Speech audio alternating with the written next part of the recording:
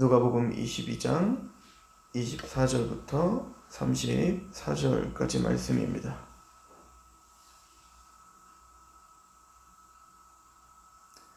우리 함께 공독하도록 하겠습니다. 시작. 또 그들 사이에 그중 누가 크냐 하는 다툼이 난지라 예수께서 이르시되 이방인의 임금들은 그들을 주관하며 그 집권자들은 은인이라 칭함을 받으나 너희는 그렇지 않을지니 너희 중에 큰 자는 젊은 자와 같고 다스리는 자는 섬기는 자와 같을지니라. 앉아서 먹는 자가 크냐 섬기는 자가 크냐 앉아서 먹는 자가 아니냐. 그러나 나는 섬기는 자로 너희 중에 있노라.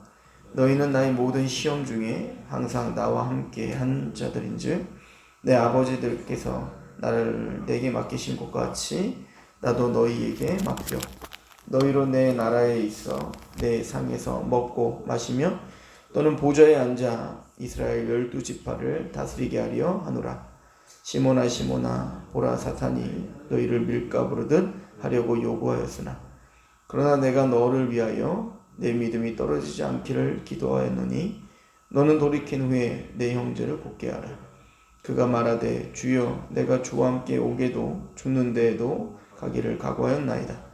이르시되 베드로야 내가 네게 말하노니 오늘 다 굴기 전에 내가 3번 나를 모른다고 부인하리라 하시니라. 아멘.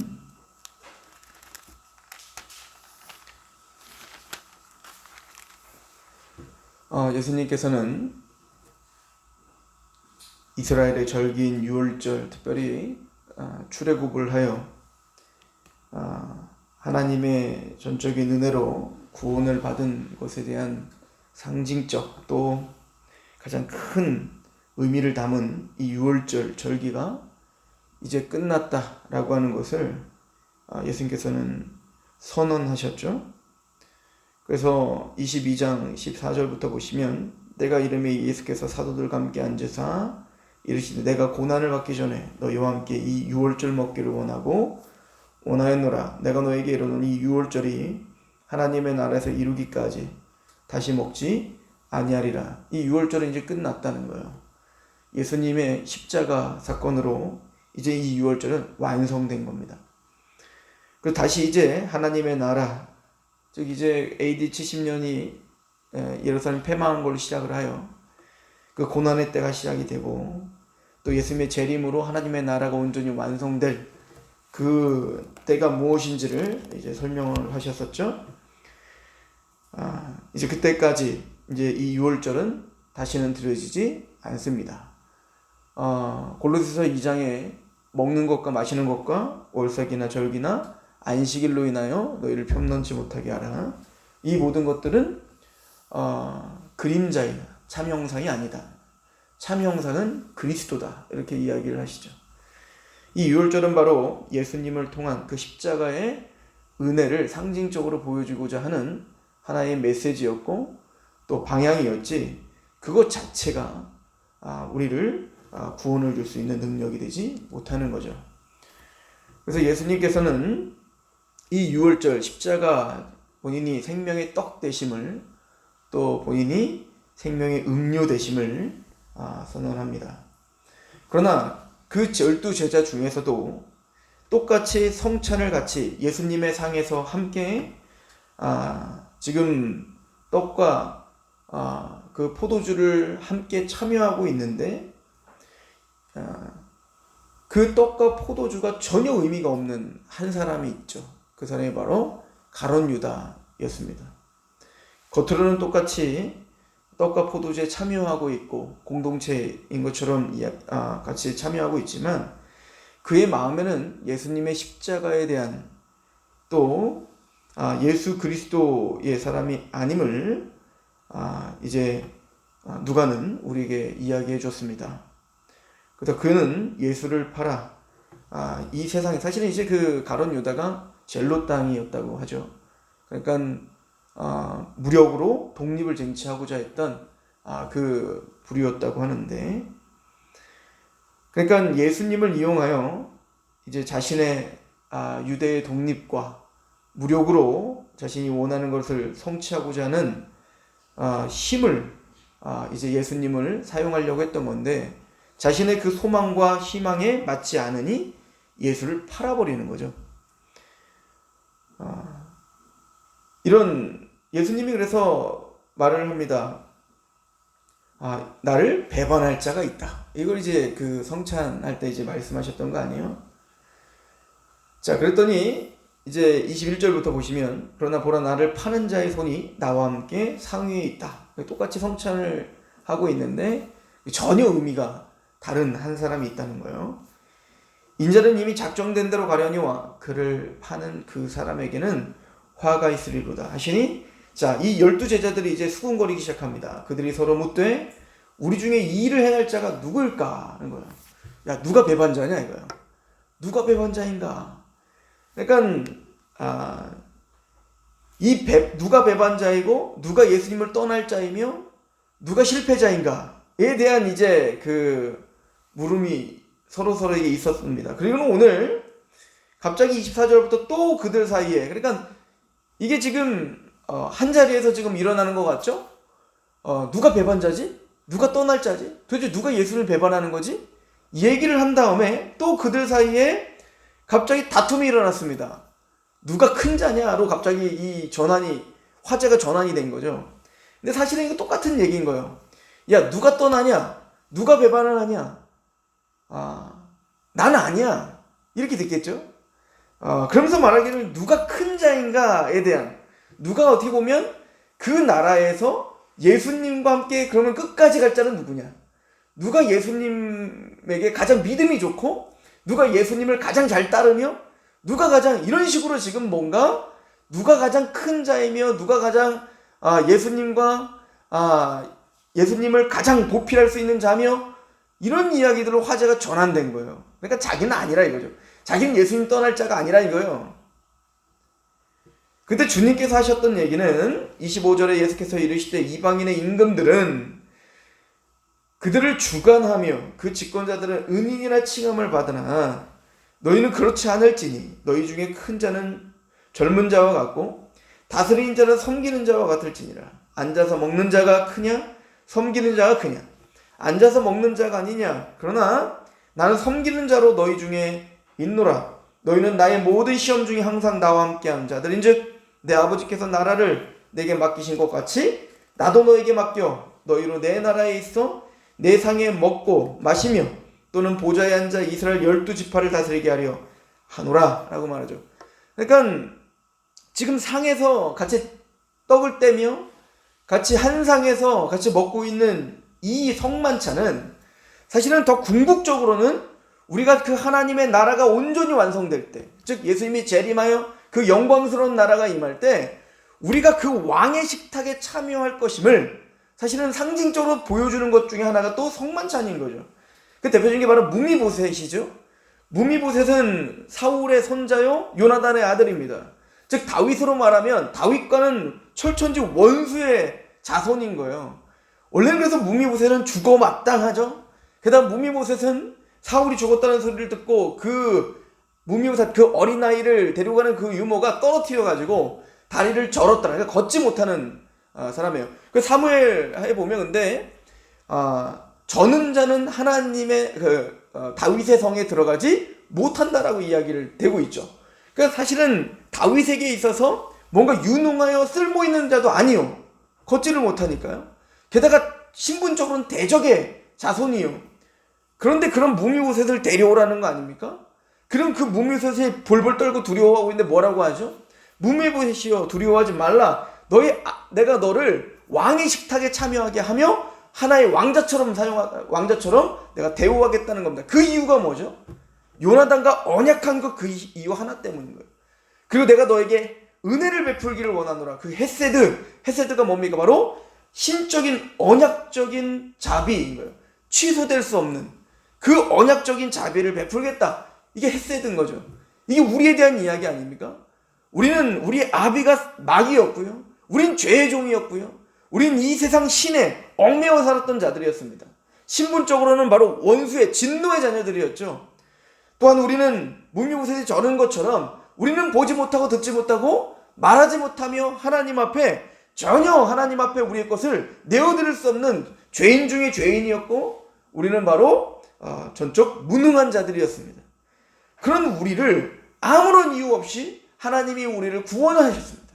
그리고 우리를 구원하실 뿐만 아니라 그 왕의 식탁, 그 하나님의 나라가 온전히 완성될 때 예수 그리스도의 재림의 날 우리는 그 왕의 식탁에 참여하며 영광스러운 나라의 하나님과 함께 그렇게 누리게 될 것임을 선언하고 계시죠. 이게 무슨 은혜이죠? 이유는 딱 하나입니다. 바로 다윗과 요나단의 언약이 그 헤세드의 원인인 것처럼 우리가 그런 은혜를 받는 이유는 딱 하나죠. 하나님과 예수 그리스도께서 아버지와 그 아들 하나님께서 창세 전부터 구속 언약이라고 하죠. 즉 하나님과 그 아드님이 언약을 체결하신 그 언약으로 인하여 우리가 구원을 받는 거예요. 그 이유 하나밖에 없죠. 그러므로 하나님의 사람들이란 섬기는 자가 되어야 되는 거죠. 왜냐하면 우리는 무엇인가를 자랑할 수 있는 자가 아니기 때문에 그래요. 우리는 뭔가 군림할 수 있는 자들이 아니죠. 이거는 실제적인 삶의 태도에서도 나타나는 겁니다. 그래서 예수님께서 제자들에게 말하죠.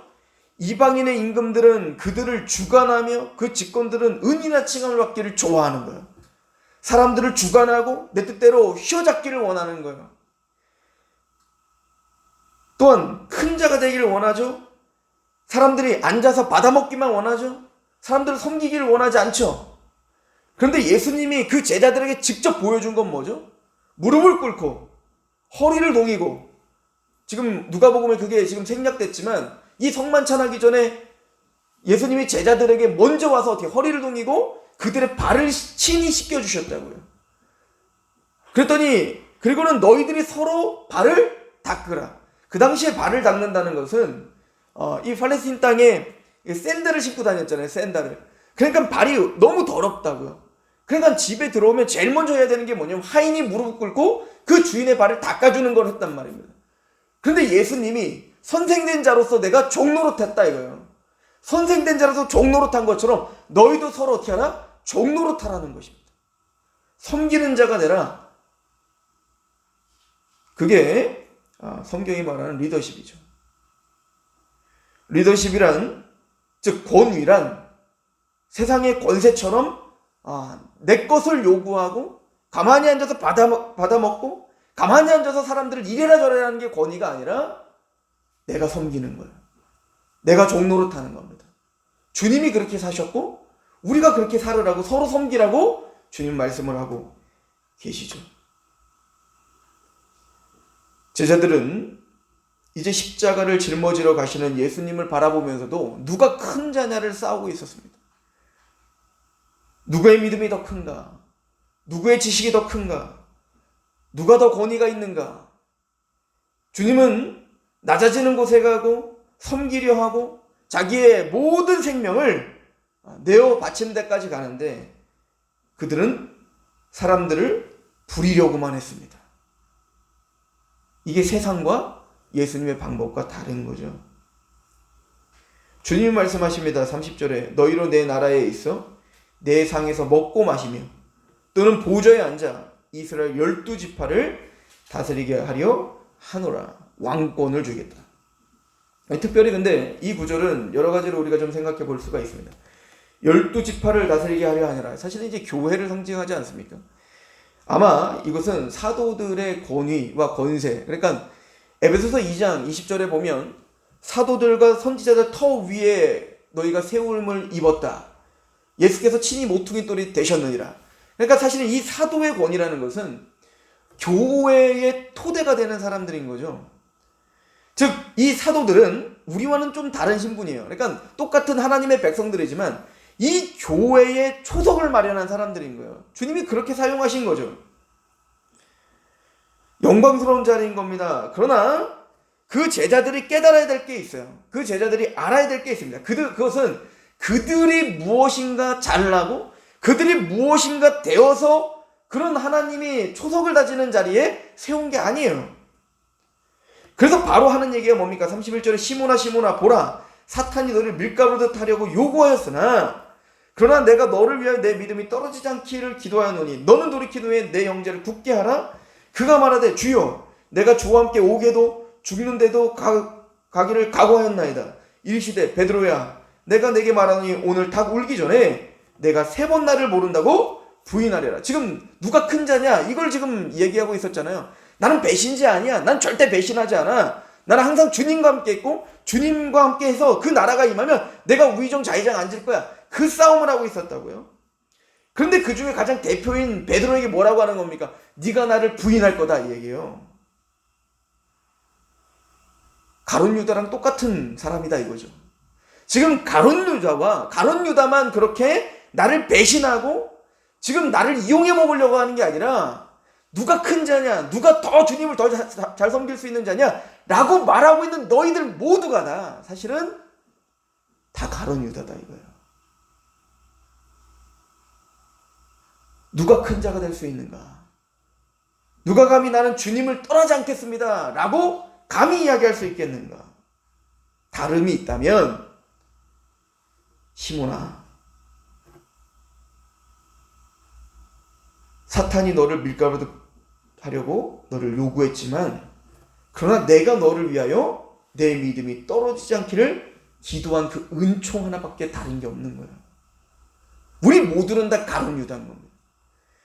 예수님이 그 십자가를 짊어지는 그 위기 속에서 그 예수님이 자신이 그 떡을 떼시면 이게 내 살이야.